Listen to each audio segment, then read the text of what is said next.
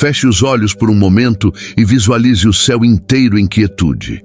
Nenhum harpa, nenhum louvor, nenhum único aleluia. Apenas os olhos dos anjos, milhares, talvez milhões, observando a terra com assombro e lágrimas. O Filho de Deus, aquele que eles reverenciaram por toda a eternidade, agora sangrava, suspenso numa cruz.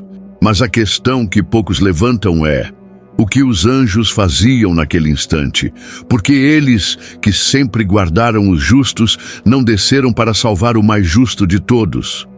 O que eles presenciaram e sentiram pode mudar completamente como você vê a cruz, a obediência e o amor divino. Porque o que está prestes a ser revelado não é apenas comovente, é sagrado. Assista até o final e descubra o que o céu viu e silenciou. Se isso já te tocou, inscreva-se no canal e comente abaixo. Quero que os anjos de Deus me protejam. Quando o céu se calou diante da cruz, havia uma multidão invisível em absoluta tensão, os anjos de Deus. Mas quem são esses seres que testemunharam o momento mais sagrado da história? Os anjos são espíritos servidores, enviados para ajudar aqueles que herdarão a salvação, como diz Hebreus 1:14. São seres criados antes do mundo com uma única missão: cumprir fielmente a vontade do Altíssimo.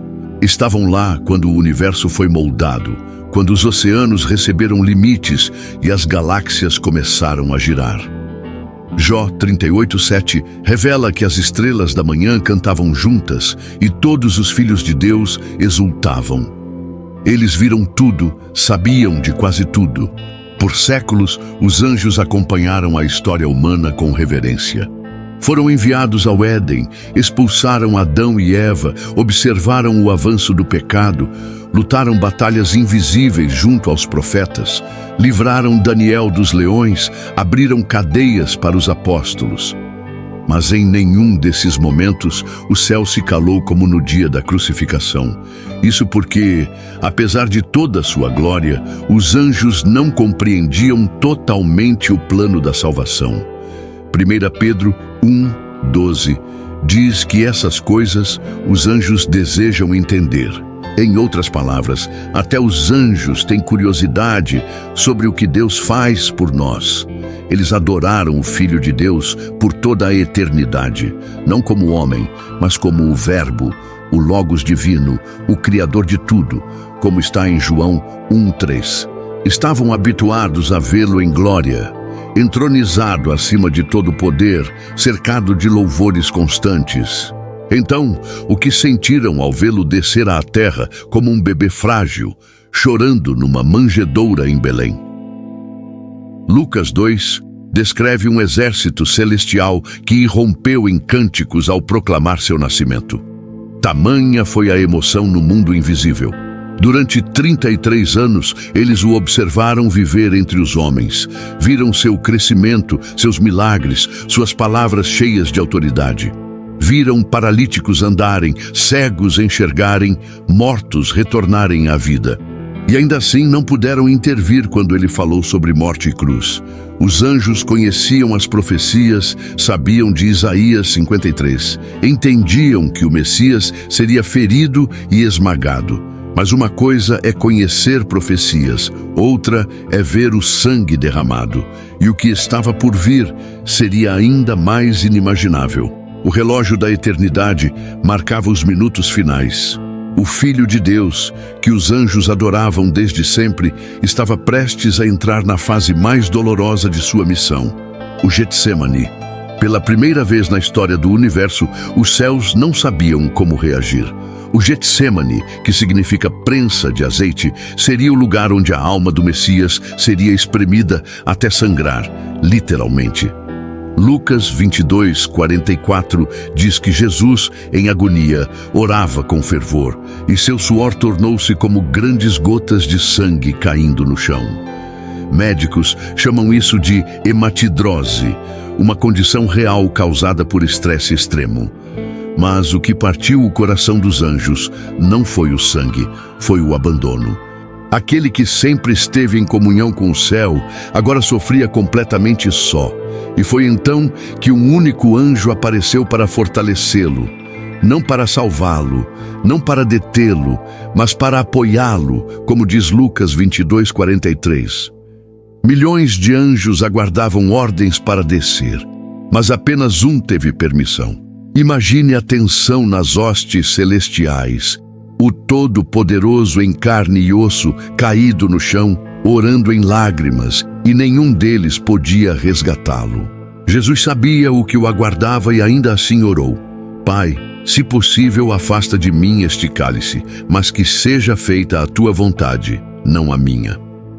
Foi nessa oração que os anjos compreenderam algo que nem eles entendiam completamente. O plano do Pai exigia sofrimento e silêncio. Eles haviam protegido profetas, fechado a boca de leões para Daniel, quebrado cadeias em Atos, mas ali, com o Filho de Deus suando sangue, receberam uma ordem nunca ouvida antes: não intervenham. E o Getsemane era apenas o início. Quando os soldados romanos chegaram com tochas e espadas para prender Jesus, os anjos se posicionaram em formação. Estavam prontos. Bastava um gesto, uma palavra do Filho, e legiões de seres celestiais teriam descido como fogo consumidor. Em Mateus 26:53, Jesus declara: Pensas que eu não posso apelar ao meu Pai, e Ele me enviará mais de 12 legiões de anjos? Isso equivale a mais de 72 mil guerreiros celestiais prontos. Mas o céu permaneceu em silêncio e eles não desceram. Cada passo daquele julgamento injusto era uma afronta à justiça divina que os anjos sempre defenderam. Viram líderes religiosos conspirarem, Judas trair o mestre com um beijo, Pilatos lavar as mãos, renunciando à justiça, e não puderam intervir. Para os anjos, ver o Criador sendo julgado por criaturas era um choque espiritual. Mas o que veio depois foi ainda mais cruel. Os açoites romanos não eram apenas punição, eram tortura calculada. Chicotes com pontas de osso e metal rasgavam a carne de Jesus a cada golpe. Isaías 53:5 profetizara: Pelas suas feridas fomos curados. Os anjos conheciam esse versículo, mas nunca imaginaram que feridas significaria isso. Sangue por todo lado, o Criador esmagado, o Salvador humilhado, o Rei coroado com espinhos. E ainda assim, o céu permaneceu calado. Cada um daqueles seres celestiais, que já haviam destruído cidades por ordem divina, agora estava com as mãos atadas pela vontade de Deus. Obedecer nunca foi tão doloroso. Quando colocaram a cruz nos ombros feridos de Jesus, os anjos olharam com angústia. Sabiam de onde vinha aquela madeira. Ela crescera como uma árvore comum, mas fora criada para esse momento. O Criador carregava a criação que o mataria, a maior ironia da história universal. Jesus cambaleava e Simão de Cirene foi forçado a ajudá-lo. Os anjos poderiam ter erguido aquela cruz com um dedo, mas a ordem permanecia: não intervenham. Quando Jesus olhou para as mulheres que choravam e disse: Não chorem por mim, chorem por vós e vossos filhos. Os anjos perceberam que mesmo naquela hora, ele pensava mais nos outros do que em si. Mas o que aconteceu entre o meio-dia e as 3 da tarde foi ainda mais sobrenatural. Ao meio-dia, quando o sol deveria brilhar intensamente, uma escuridão sobrenatural cobriu a terra. Por 3 horas, o universo pareceu prender a respiração. Mateus 27:45 registra: Desde a 6ª hora até a 9ª, houve trevas sobre toda a terra.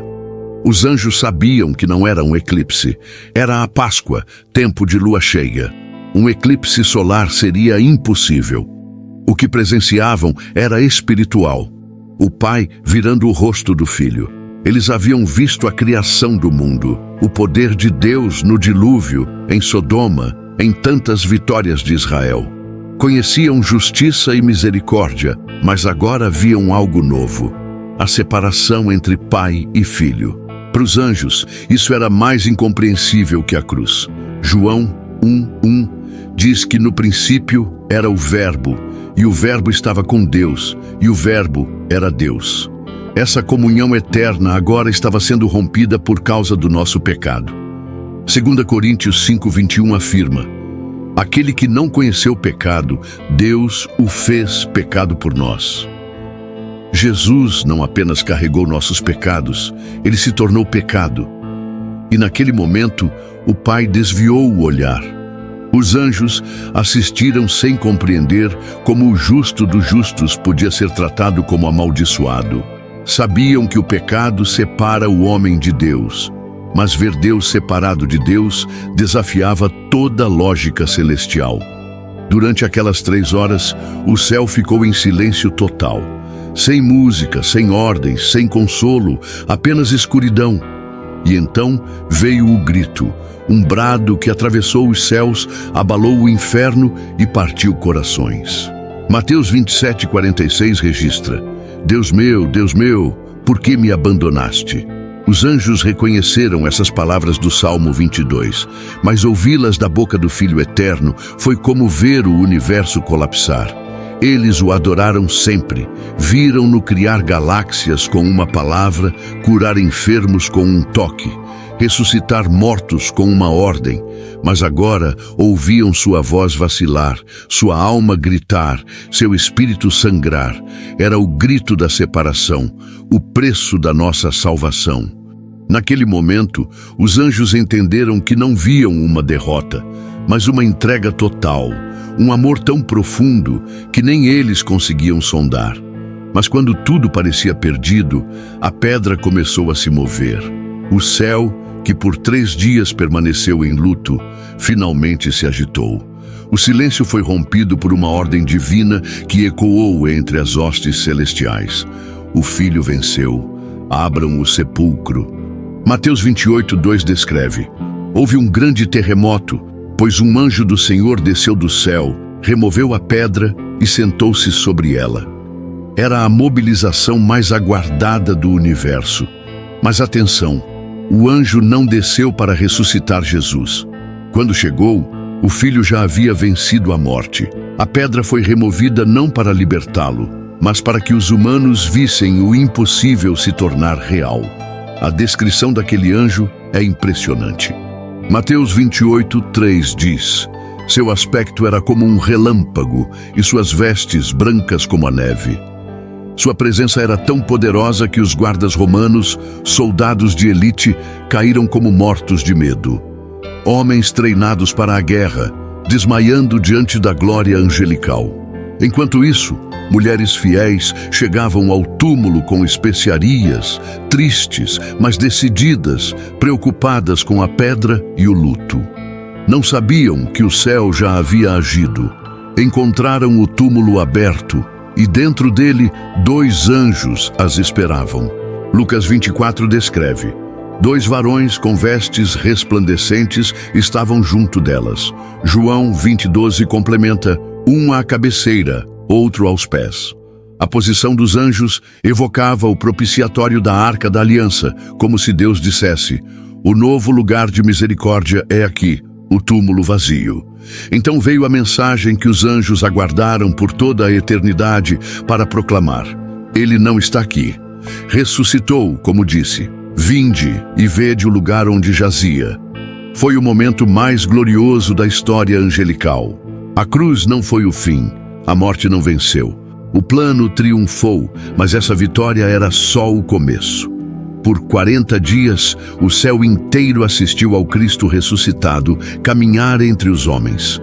Os anjos, que por milênios o adoraram em glória, agora o viam comer peixe, falar com discípulos e aparecer em casas com um corpo glorificado. Nunca, em toda a eternidade, haviam visto algo assim. O autor da vida, que esteve morto, agora vivia para sempre. Cada aparição foi estratégica. Primeiro, a Maria Madalena.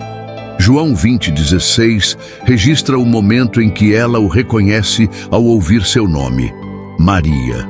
Os anjos presenciaram uma mulher quebrantada tornar-se a primeira anunciadora da ressurreição. Depois, ele apareceu a outras mulheres, aos discípulos em Emaús, a Pedro, aos 11 e até a 500 irmãos de uma vez.